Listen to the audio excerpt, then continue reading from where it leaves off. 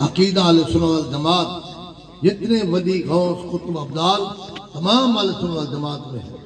حضور کی آل کا ادب کرو، جتنے حضور کے سادات ہیں تو ادب کیا کرو، حضور کے جو دوست ہیں ان کا بھی ادب کرو، کیونکہ ہر ایک کو اپنا دوست پیارا ہوتا ہے۔ اللہ صاحب نے ادب کرنے کی سمجھ توفیق عطا فرمائے، اللہ رزق حلال عطا فرمائے۔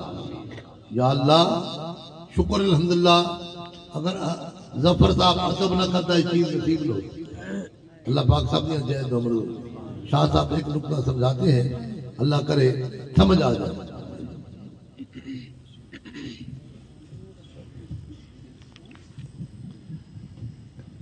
کیا میں اور کیا حقیقت میری یہ سب کچھ ہے، سنا مرشد نسبت تیری،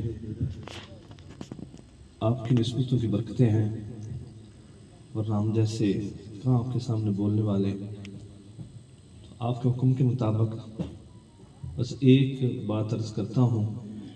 پہلے آپ کو سبق سنایا، آپ سے خوش ہوئے۔ ابھی راستے میں مجھے محمد حسن بتا رہا تھا، کہہ رہا تھا بابا اور ساری باتیں پر نسبت کی اپنی بات ہے، تو نسبتیں نہ ہوتی تو کہاں پہ یہ مدرسے اور کہاں پہ یہ ساری باتیں، یہ نسبت کی برکت ہے۔ مولانا روم رحمۃ اللہ فرماتے ہیں، میں نے دیکھا 3 درخت ہیں جو بہت بڑے درخت ہیں، اور ان کے درختوں کے اوپر اتنے زیادہ پتے ہیں کہ چھڑیاں چھپی ہوئی ہیں۔ تو فرماتے ہیں میں نے دیکھا کہ پھر ان کے اوپر پھل اتنا زیادہ ہے کہ پتے چھپے ہوئے ہیں۔ فرماتے ہیں کہ ان کی سایہ ایسا عجب سایہ کہ بڑا پھیلا ہوا ہے، لوگ نیچے پانی چھڑک کے تکیے لگا کے بیٹھے ہوئے ہیں بڑے آرام میں۔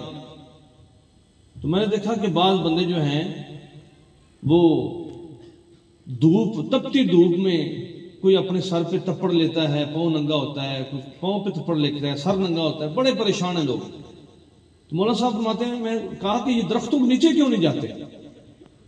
یہ اتنے بڑی سایہ ہے، کتنا بڑا سایہ، اس کے نیچے چلے جائیں۔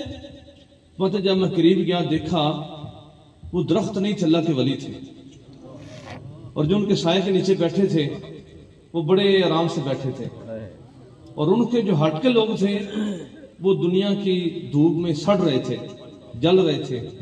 تو مولانا صاحب فرماتے ہیں کہ اہل اللہ کے پاس بندہ جائے تو پھر اس سائے کے نیچے چلا جائے، یہ اللہ کے فضل والی باتیں ہیں جس کو نصیب ہو جائیں۔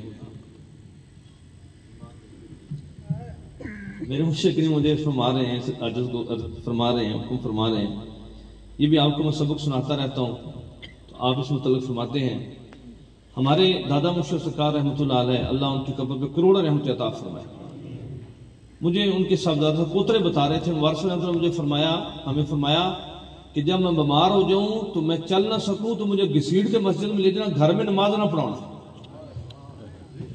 اور مجدد الصالح فرماتے ہیں کہ سب سے زیادہ جو بندے کو اللہ کا قرب ہے وہ فرض نماز میں ہے، اور جو بندہ نماز چھوڑ کے چلے کرتا ہے اس کو گدڑوں کی آوازیں سننے کے علاوہ کچھ حاصل نہیں ہوتا، وہ بیچارہ گدڑوں کی آوازیں سن کے گھر آ جانا، انہوں کو جلا بدا نہیں گا۔ اور نماز جو ہے وہ بڑی اہمیت کا عمل ہے، اس لیے ہمارے سلسلہ میں نماز کو بڑی اہمیت دی گئی۔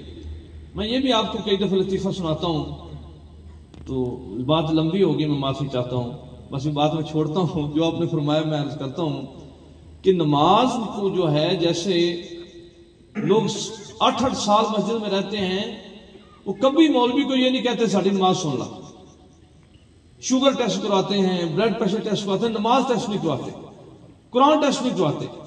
الحمدللہ میرے مرشد جو ہیں وہ قرآن بھی ٹیسٹ کرواتے ہیں، نماز بھی ٹیسٹ کرواتے ہیں، اور یہ ان کی شان ہے کہ اپنے مریدوں کو بٹھا کے یہ بتاتے ہیں کہ پڑھو پڑھو قرآن پڑھو، صبح و فجر کے بعد آپ عشاء تک قرآن پڑھتے ہیں۔ اللہ ہمیں آپ کے نقش قدم میں چلنے کی توفیق عطا فرمائے۔ تو نماز میں 4 چیزیں جو امام کے پیچھے نہیں پڑھتے، کتنی چیزیں؟ کتنی چیزیں؟ کتنی چیزیں؟ ماشاءاللہ۔ نماز میں تعوذ نہیں پڑھتے، اعوذ باللہ من الشیطان الرجیم، امام کے پیچھے نہیں پڑھتے۔ کسی کے پیچھے نہیں پڑھتے؟ امام کے پیچھے نہیں پڑھتے۔ ویسے ہم پڑھیں گے لیکن امام کے پیچھے تعوذ نہیں پڑھیں گے۔ بسم اللہ الرحمن الرحیم امام کے پیچھے نہیں پڑھیں گے۔ تیسری قرات جو ہے وہ پچھلے دن میں قرات کہہ رہا تھا آصف صاحب نے احسان فرمایا، مجھے فرمایا کہ قرات کہا کرو، ان کی مہربانی ہے۔ تو امام کے پیچھے قرات نہیں ہے، علم شریف نہیں ہے، سورت امام کے پیچھے نہیں پڑھیں گے۔ نبی صلی اللہ علیہ وسلم نماز پڑھ رہے تھے تو آپ نے سلام کے بعد فرمایا کون تھا جو بندہ میرے منہ سے قرآن کھینچ رہا تھا؟ صحابہ نے کہا آپ کے منہ سے کون قرآن کھینچ رہا تھا؟ آپ نے فرمایا کہ میں بھی قرآن پڑھتا تھا، وہ بھی قرآن پڑھتا تھا۔ امام کے پیچھے ہم قرات نہیں کریں گے۔ اور چوتھی جو چیز ہے وہ ہے سمیع اللہ لمن حمیدہ۔ رب ہم جو ہے نا وہ سمیع اللہ لمن حمیدہ نہیں کہیں گے، امام کہے گا، ہم جواباً کہیں گے ربنا لکل حمد۔ یہ چار چیزیں امام کے پیچھے ہم نہیں پڑھیں گے۔ اللہ میرا سننا اپنی بارگاہ میں کہنا قبول فرمائے۔